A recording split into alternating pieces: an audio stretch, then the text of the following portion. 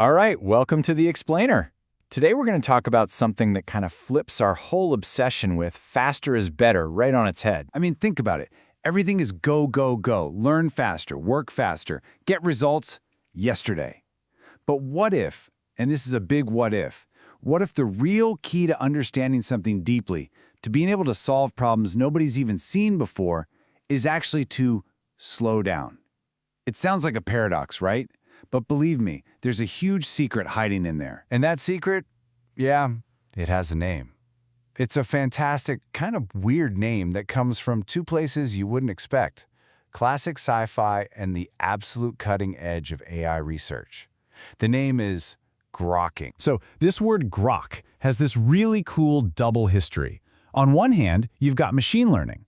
And in that world, grokking is this wild thing that happens when an AI model looks like it's completely failing for like ages, and then boom, all of a sudden it just gets it. It goes from just memorizing stuff to actually genuinely understanding the deep patterns. But the word itself, it actually comes from Robert Heinlein's sci-fi masterpiece, Stranger in a Strange Land. And in the book, it means to understand something so completely, so deeply, that it basically becomes a part of you. So here's the key takeaway, right? Grokking is not about cramming for a test. It's a total transformation. It's the difference between memorizing the names of a bunch of birds and actually understanding how to fly. It's slow, it's deep, and man, is it powerful. Okay, so that's the million-dollar question, right? If grokking is the destination, this amazing, deep understanding, how do we actually get there? What's the secret sauce? Well, the source material we're digging into today actually gives us a recipe. It lays out the ingredients. All right, ingredient number one. It's all about getting your hands dirty. You can't just be a spectator. You can't learn this stuff from the cheap seats. You've got to have skin in the game. And this whole idea is championed by the writer Nassim Nicholas Taleb. His point is simple but profound. You don't really know anything just by watching. Real, true knowledge only comes when you have to face the real-world consequences of what you think and what you do. So what's skin in the game in plain English? It means you have something to lose. You're not just some pundit on TV shouting opinions. You are actually on the field playing the game. It's that exposure to both the potential rewards and, crucially, the risks. That's what separates a flimsy opinion from knowledge that you've truly earned. And you can see the difference so clearly here. The spectator, no risk, all talk. They can have a million opinions, and if they're wrong, so what? Nothing happens. But the participant, they've got real stakes. They are accountable for the outcome. They have to live with the results, good or bad. And that feedback loop, that forces you to engage on a whole other level. It builds that deep, earned understanding. That's step one on the path to grokking. Okay, let's move on to the second ingredient. And this is where things get really interesting because this one, it kind of goes against everything we're taught. It's all about embracing difficulty. It's about difficult repetition. Yeah, so the source material brings up this really wild example, a book called A Course in Miracles, or ACIM for short. And this thing is famously dense. I mean, people find it almost impossible to get through on the first try, or the second, or even the 10th. And here's the kicker. That's not a bug, it's a feature. The difficulty is the whole point. So this process, it's basically a roadmap for how to grok something. Step one, you just keep showing up. You expose yourself to this really complex, maybe even confusing subject again and again. Step two, you have to wrestle with it. You don't go looking for the Cliffs Notes or the 5-minute summary. You actually struggle with the hard parts. You sit with that feeling of not getting it.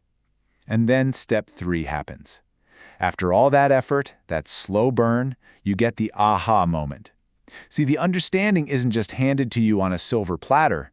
You earn it. It's the ultimate delayed gratification. So let's put it together. You've got skin in the game, real stakes. And you've got difficult repetition, a sustained, tough effort. What happens when you combine those two things? What's the payoff? Well, you unlock a kind of superpower, and the source has a great name for it. Outlier intelligence. This right here. This is it. This is the reward for taking that slow, difficult path. It's a rare and incredibly powerful ability called outlier intelligence. Okay, so outlier intelligence, what the heck is that? Well, think of it like this. It's the ability to solve problems that are totally new. problems that don't look like anything you've seen before. In the AI world, they call these out-of-distribution problems. Basically, they're the challenges where the instruction manual doesn't exist. Standard thinking, following the rules, it just fails. Outlier intelligence is what you need for that. It's forged in the fire of grokking, and it's tailor-made for tackling the unknown. And just look at what this gets you. The power to adapt to something truly new and unexpected, to connect ideas that nobody else sees a link between, to thrive where everyone else is struggling. You can solve problems that have no playbook. You see the patterns that everyone else misses. This isn't just about being smarter in the traditional sense. It's about having a completely different kind of intelligence. Now, this all sounds pretty amazing, right? A superpower for solving new problems. So, why isn't this what we're all trying to do? Why don't we value this more? Well, that brings us to the final and maybe the most important piece of the puzzle. Because here's the problem. Our world is built to measure the immediate, not the profound. It's all about what we can count right now. Instant views, likes, quick wins, quarterly earnings. And this slow, deep, messy, and ultimately profound process of grokking, it just doesn't show up on those spreadsheets. It doesn't fit the model. And this table just lays it all out, doesn't it? On the left, you have what our systems currently reward. Immediate views, virality, stuff that's easy to get right away. It's broad and shallow. But on the right, that's where grokking lives. It's about long-term engagement, uniqueness, depth, people coming back again and again. It's about building a real community. There's this huge disconnect between what we claim to value, like deep innovation, and what we actually measure and reward. So what do we do about all this? Well, the source material ends on this really great playful note. It's a quote from an old Japanese song that says, "Next, it's your turn to boogie back." It's basically an invitation, you know? It's telling you it's your turn to get on the dance floor, to find your own rhythm, even and especially if it's a slow one. And really, that's what this all boils down to. In a world that's screaming at you to go faster, choosing to make time your ally, well, that's a revolutionary act. The path to that outlier intelligence, it's not a sprint, it's a slow dance. So the real question, the one I want to leave you with, is this. What are you willing to grok? What complex, difficult, meaningful thing are you willing to take the time to truly, deeply understand?